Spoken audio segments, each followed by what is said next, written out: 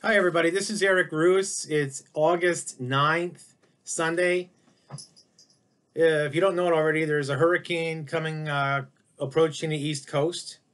I'm getting messages from the Prince William County Amateur Radio Emergency Service that one official said this one is going to rewrite the maps.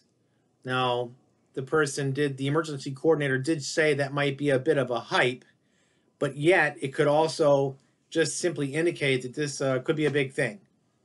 Now, of course, we don't know where exactly it's going to hit. A lot of people think it's going to hit in the Carolinas, but even if it does there, it's going to have some impact up here, and sometimes they spawn tornadoes and surge flooding and all kinds of stuff. So it behooves all of us to just do some individual preparation. I think we have a few days left. No need to panic about anything. But nonetheless, it's just good stuff to have, because no matter what, whether it's a hurricane or a fire or a flood or a terrorist attack or an industrial accident, we should have some stuff on hand anyway. So I'm just going to go through my notes here. All right, so we know there's a wind. All right, so it behooves us to go around and tie down our loose objects.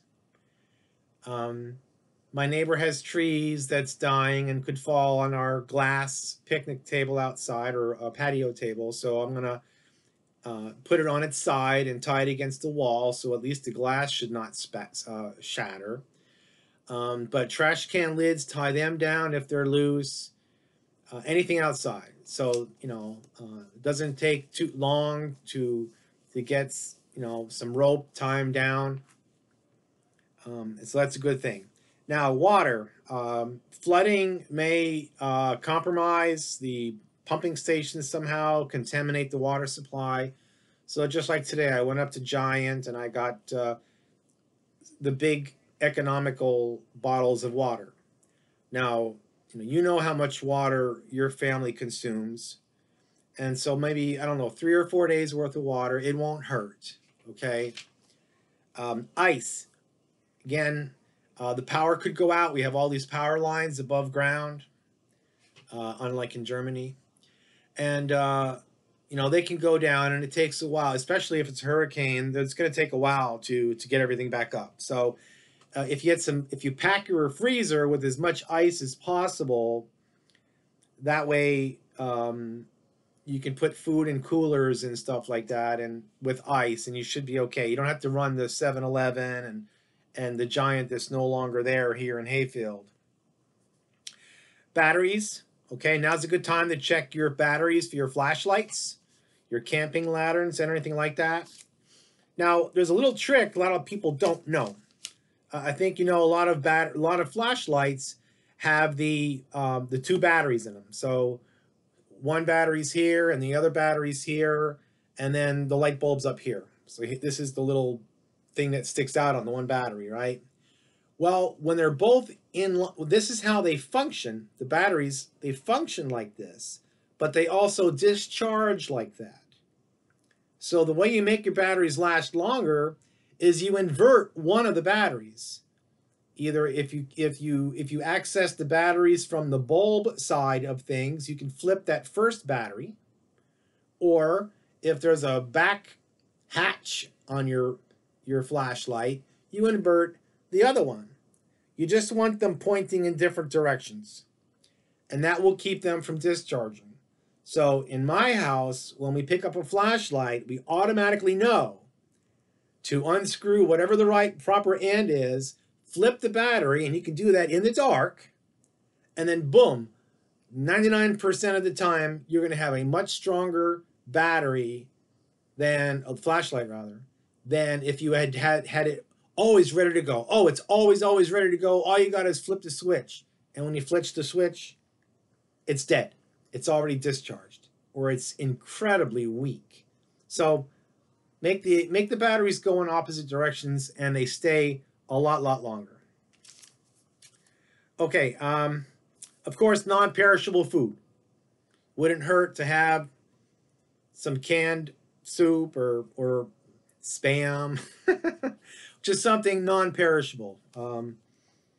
It's it's good sense to take care of your family, because we don't know, the water could go out, the electricity could go out, etc., etc., etc. So please take that in mind. Now remember, if you wait to the last minute to get all this stuff, we did lose the Giant here at Hayfield. So yeah, there's Shoppers up at the top of the hill, there's Giant up at the top of the hill, and Wegmans on top of the hill.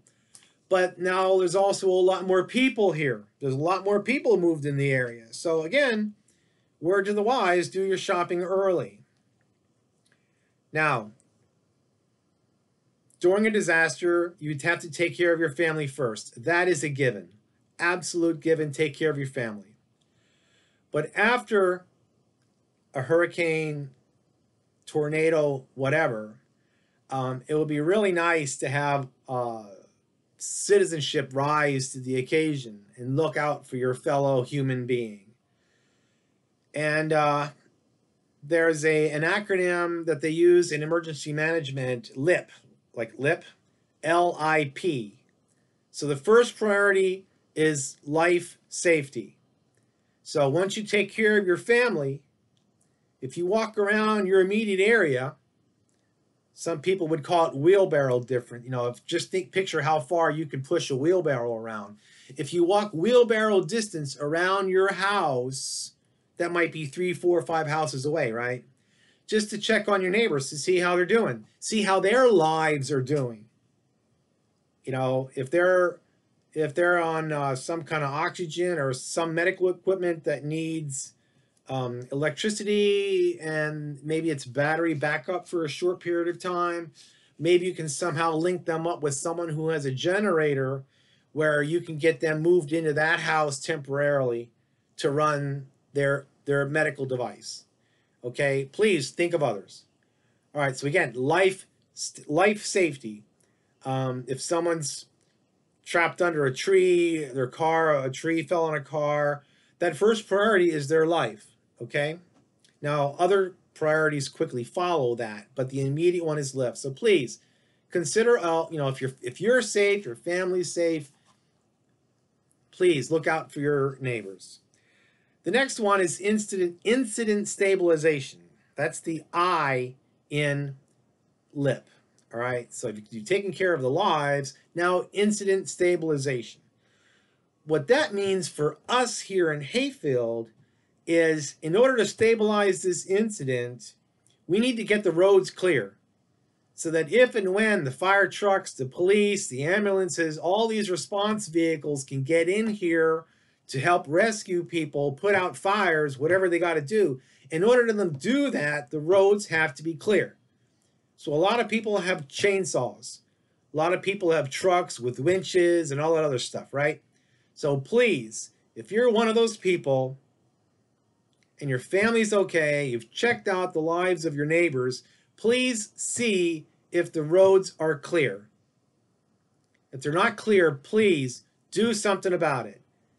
You know, and if there's people milling around that don't have a chainsaw, don't have that winch, don't have that truck, don't have whatever else you have, please enlist volunteers to help pull the branches away as you cut things down. And maybe you can pivot the tree out of the way. You don't have to chop it up in little pieces, but just enough to be able to pull it out of the way so that an emergency vehicle can get through there. Okay? Then the next thing is private property. Okay, now I don't know how much more, I don't know what that means for us here. You know, if we've taken care of everyone's lives, we take care of the roads, well, private property might mean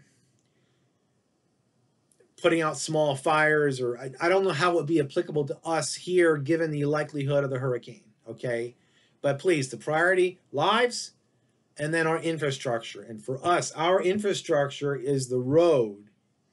We don't know when the fire company's coming. We don't know when the police are coming. We don't know when the ambulances are coming. But they need to be able to come if they need to come. Okay? And I think the last thing I can maybe say is, now the wires, electrical wires. If you don't know it, if you look at the telephone pole, there's like 3 layers of wires.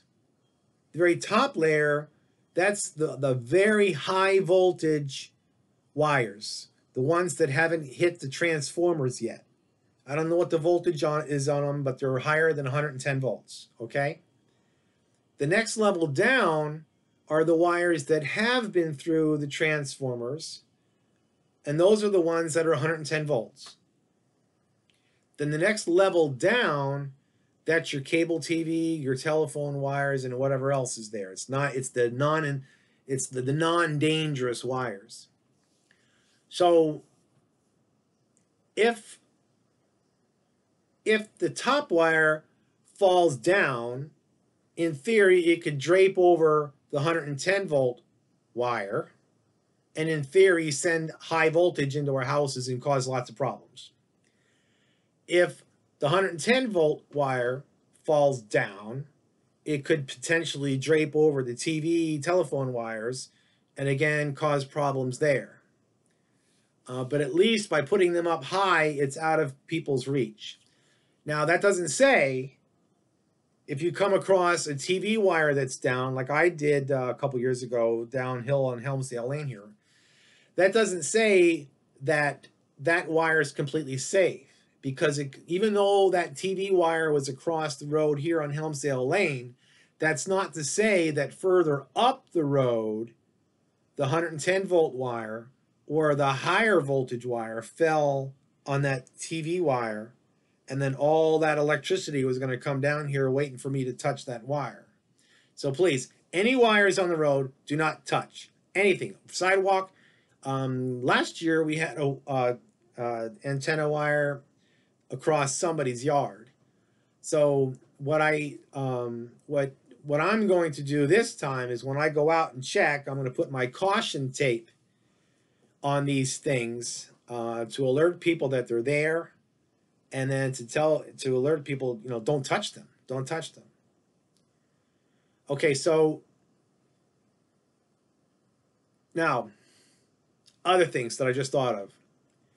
Every once in a while we hear somebody that was barbecuing, they took their grill inside and they were barbecuing and they all died from carbon monoxide, or they caused fire. Bad business. Somebody had their generator on the deck and the deck caught fire. Bad business, all right? Keep your generator away from the house, fire extinguisher there, make sure it's grounded, good solid deep ground wire. The ground's wet, so it makes an easy ground, right? So don't grill in the house, don't put stuff, if you're gonna grill in the deck, supervise it, but don't put your generator on the deck because it could burn. If the heat goes out or whatever, don't bring your car in the garage and start it and shut the door, because again, carbon monoxide. Please be aware of carbon monoxide. Okay, so I think I'm going to wind this down here, but please, now's a chance to get prepared. Now's a chance to get out and check your chainsaw, check your generator, and find out, maybe you can do some brain rehearsal to see how you might use your truck or winch or whatever to help move a tree off the road, and how you can maybe check on the neighbors to see if they're okay, and if any of them need any kind of electrical devices that are powered. Okay. So I wish us all health, safety, wisdom, luck, and safety and happiness during this upcoming storm. But hope is not a course of action, as we say in the military. So please be prepared. Be prepared to help ensure that health, safety, etc., etc. All right, good luck, everybody. Take care.